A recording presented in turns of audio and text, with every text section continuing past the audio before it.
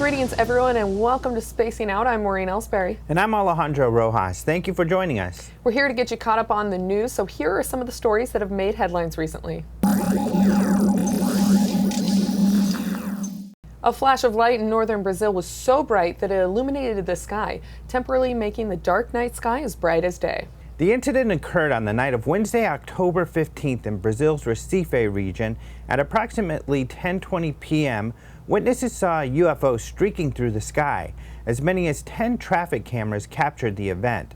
These videos show the object exploding with an impressive multicolored light show, filling the sky with blue, pink, purple, and red light. Perplexed and worried witnesses posted photos to social media looking for answers to explain what they had seen. The flash lasted about 5 seconds with intense light coming from the object. It was beautiful. One witness posted to the Recife Astronomy Society Facebook page. A flaming ball broke apart as it fell towards the ground. Although the intense explosions of color shown on some of the video strongly resemble an exploding electrical transformer, experts from the Recife Astronomy Society believe the spectacular light show was caused by a meteor falling from a meteor shower, according to the Mirror. A new documentary claims that testing of a secret Nazi aircraft by the United States Air Force is the real conspiracy behind the famous Roswell incident. The Roswell incident took place in early July 1947. Something crashed in the desert and the U.S. Air Force didn't know what it was. They even wrote a press release saying they captured a flying saucer. The next day they retracted that statement and said it was all a mistake. They said what they actually recovered was a weather balloon. In the 1970s, Jesse Marcel, who had been an intelligence officer at the Roswell Army Airfield during the incident, said that the weather balloon excuse was a lie. He said he was first on the scene and what he saw was no weather balloon. Since then, hundreds of alleged witnesses have come forward saying they knew or were a part of a government cover-up. Many even said they saw alien bodies. The story grew in popularity until it became a household name. Eventually, due to inquiries by politicians and even Bill Clinton, the U.S. Air Force said the Roswell crash was actually a secret high-altitude spy balloon, and the alien bodies were actually crash test dummies. But the documentary titled UFOs in the Third Reich asserts that a top-secret German aircraft called the Bell was the craft responsible for the Roswell incident. UFO researchers have been writing about the legends of the Bell for decades. However, this documentary does include some credible witness testimony. One of those witnesses is aeronautical engineer George Cline. He says, "This is what I saw with my own eyes, a Nazi UFO." He also says, "I don't consider myself a crackpot or eccentric or someone given to fantasies." The Bell supposedly combined rocket and helicopter technology and was designed in Prague. Then in 1943, the U.S. took control of the technology. Joseph Andreas Epp, an engineer who allegedly worked on the project, says 15 models were built. He said after this, the wing blades would be allowed to rotate freely as a saucer moved forward as in an autogyrocopter. In all probability, the wing blade speed and so their lifting value could also be increased by directing the adjustable horizontal jet slightly upwards to engage the blades, thus spinning them faster at the discretion of the pilot. Although there seems to be several witnesses to have worked on the project, why haven't we seen this technology in use? And why is the government still keeping this secret? If the documentary answers these questions, it's not in the English news stories about the documentary. The documentary itself is in German. The other big question is, if this thing was being tested, what makes the documentary makers think it was what crashed outside of Roswell, New Mexico in 1947? The link to the Bell in Roswell is also not in these stories. An interesting addition to Mirror Online's coverage of the documentary is a Roswell poll at the end of the story. They ask, what do you think was behind the Roswell incident? Most say aliens, but the rest are split between Nazi war machine and not a clue. Only 6% have sided with the official explanation of the weather balloon. Travis Walton's alleged UFO sighting and subsequent abduction is one of the strangest, most credible, and most famous alien abduction stories. His experiences were the focus of the 1993 movie Fire in the Sky. Now, 39 years after the event, Walton is inviting the public to join him for a nighttime skywatch at the original site of the event. Walton says, "I am kind of nervous about it because it is the first time I go back on site at night." He's right to be nervous because the events that he and his 6 fellow crew members describe are quite frightful. In a nutshell, the men say they saw a bright light in the forest that they believed to be a fire. They rushed to the site only to find a large metallic disc-shaped object hovering above the forest floor. Walton, being a bit of a show-off, ran to get a closer look, despite his friends calling him back to get into the truck. The object shot some kind of beam at him, and Walton flew several feet into the air. Believing him to be dead and scared out of their wits, his coworkers took off. Once they came to their senses, they went back for Walton, but he was gone. They reluctantly reported the incident to the police, who thought they had actually killed Walton and made up the UFO story as a cover. Walton was gone for several days, and everyone believed him to be dead when he ended up calling his family from a payphone near where the UFO was seen.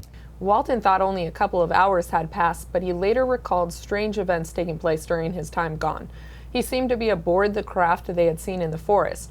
Although what he had experienced had similarities to other alien abduction accounts, Walton says he can't for sure say he had any interaction with extraterrestrial beings. The Skywatch event will be held on the anniversary of the UFO event, which was November 5th, 1975. This year, November 5th falls on a Wednesday night.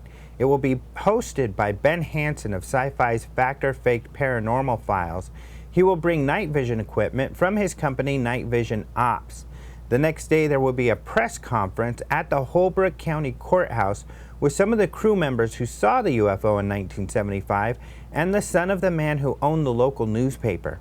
All of this is part of a pre-conference events taking place before the Skyfire Summit that weekend in Overgard, AZ, near the UFO site. Walton is helping to organize the conference, which is focused around his experiences. For more information about the Skyfire Summit and how to register, visit skyfiresummit.com. 10 West Virginia witnesses near Marmot working a coal plant evening shift reported watching 3 triangle-shaped UFOs the size of football fields silently moving under 500 feet, according to testimony submitted to the Mutual UFO Network Witness Reporting Database. The incident occurred at 10 p.m. on October 12th at the coal plant along Winifred Hollow Road. The plant was down and there was no noises anywhere, the reporting witnesses stated. Me and 9 other guys had just finished doing pipe repair and were standing outside leaning against trucks. One of the guys pointed up and said, "What is that?" The group of workers looked up to see the first object. We all looked up and saw a triangle-shaped object outlined in white lights the size of a football field coming up the hollow from the southwest in the Beckley, West Virginia area. It might have been 300 to 500 feet above us.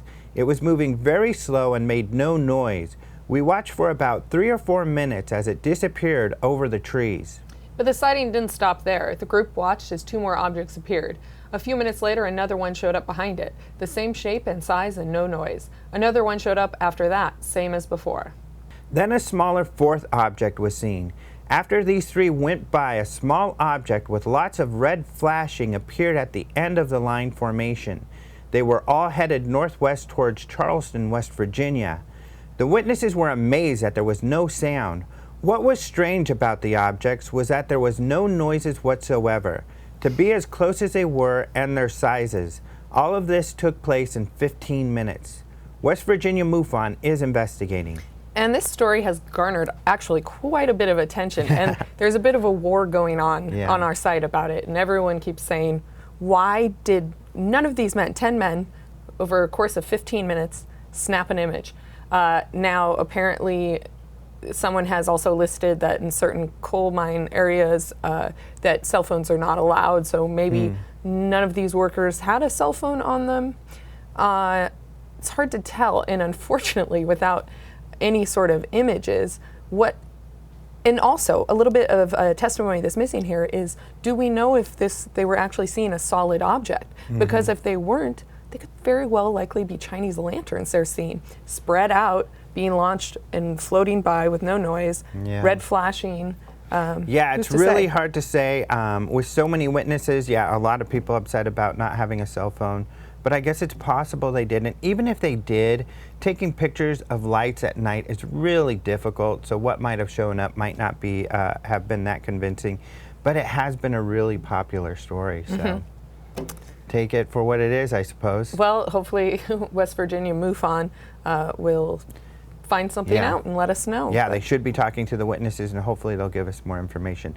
But I'm really excited about, we'll be going to that Travis Walton event where we'll be out in the forest with him at the location where it all took place. We will be? Yes, we are going. Yes, that will be good. We'll be doing some filming out there so everyone will be able to see what goes on. And Travis, I think a lot of people are confused because they said, oh, this is the first time he's ever been back to this site. And that's not true. It's the first time at night. So this should be an interesting event. And of course, Ben Hansen is bringing out all his fun gear.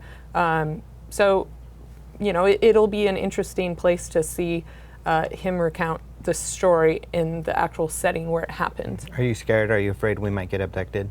I do not have that fear.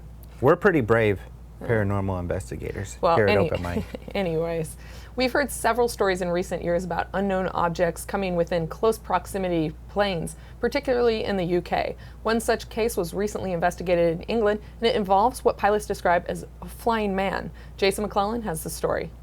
Pilots of a passenger plane were caught off guard when a flying man shot across the side of their plane at 3,500 feet above the English town of Macclesfield. The incident occurred during the afternoon of June 13, 2014. The plane, an Airbus 320, was making its landing approach at Manchester Airport when the pilots saw this flying man zipping through the sky within 100 meters, which is approximately 328 feet, of the plane.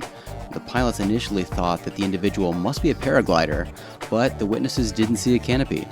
The sighting was reported to air traffic control, but the UFO did not appear on radar. As strange as a flying man sounds, there are several possible explanations for what the pilots saw whizzing past their plane.